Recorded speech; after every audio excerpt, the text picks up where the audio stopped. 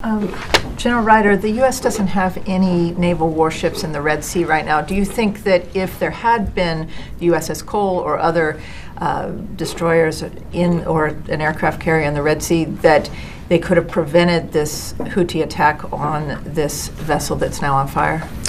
Well, at this point, the fact is that there is a vessel that's on fire, and as you know, we've been patrolling those waterways for a while and have been able to intercept and mitigate the vast majority of Houthi attacks. And so we'll continue to stay focused on that. But the reality is right now we have this situation, and so again, CENTCOM will continue to assess. We'll keep you updated on any potential involvement there. And how long do you expect that there won't be an aircraft carrier strike group in the Indo-Pacific? Isn't it risky right now not having an aircraft carrier strike group there?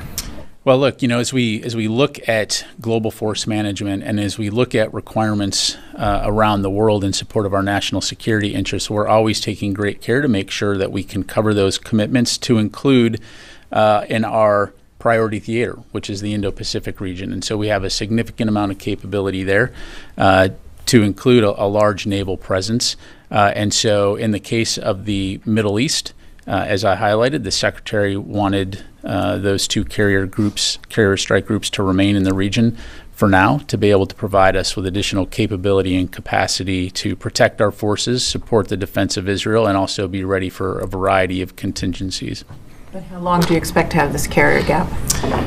Look, I'm not going to get into deployment timelines for operation security reasons, but the bottom line is we can walk and chew gum at the same time.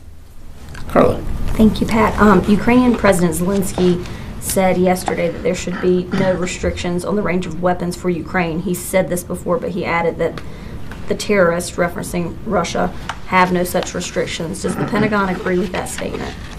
Well, look, I won't speak for President Zelensky. Clearly, he's made his views and perspective well known, both publicly and privately. From a U.S. perspective, we're going to continue to consult closely with our Ukrainian partners as well as our allies and partners around the world on how best to support Ukraine towards the ultimate end state of ensuring a free and sovereign Ukraine that can deter future aggression from Russia.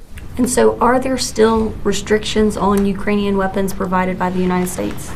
So our policies haven't changed. You've heard us say that the Ukrainians can use U.S. Security assistance to defend themselves from cross-border attacks, in other words, counterfire. But as it relates to long-range deep strikes into Russia, our policy has not changed.